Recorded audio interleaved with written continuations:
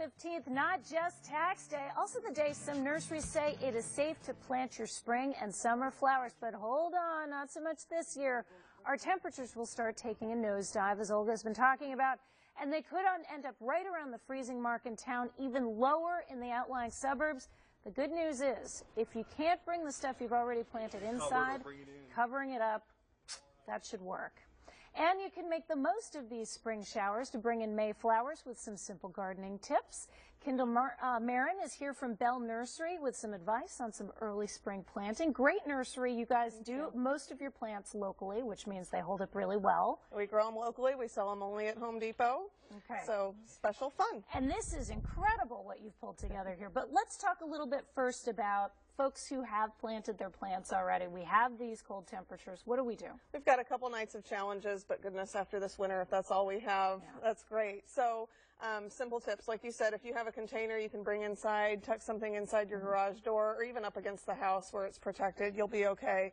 In your bedding, with your bedding plants, maybe a light sheet or some newspaper, just something to give them a little cover for the night. Just a little blankie. Yep, Make exactly. It through. Lightweight, easy. Well, Easter upon us, and you've brought some beautiful plants in here. I love these little chicks, by the way. I'm completely in love with these guys. Tell us a little bit about some things we can do around our homes to celebrate the season. Well, there's so much that we can bring indoors and give ourselves some color. So we have obviously a traditional Easter lily, which will grace a lot of homes over the next week, but also hydrangeas and Gerber daisies and calla lilies and orchids and really anything that you want that's kind of your color combination and you want to dress up your house or take as a gift to a friend if you're going somewhere else for Easter. We did have a really tough winter. People are getting out there. They're cleaning up the beds. They're throwing some new plants in. What else have you brought for us to see in terms of ideas for the spring? Well, I've brought a little sampling. We have so much color coming into our garden centers right now, it's impossible to even begin to represent it all. But some of my favorites are the fuchsia over here on the side. It loves shade. You were saying that you have a shade garden. I've got shade. Flowering plants that love shade are a little hard to come by, so that's a great one. As you come around here, we've got some combinations, some petunias, verbena.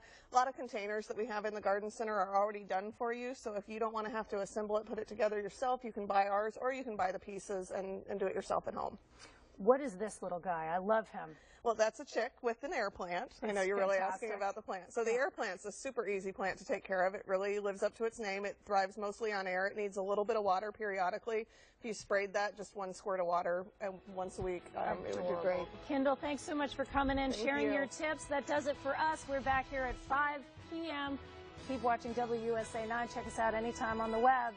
Have a great day, everybody.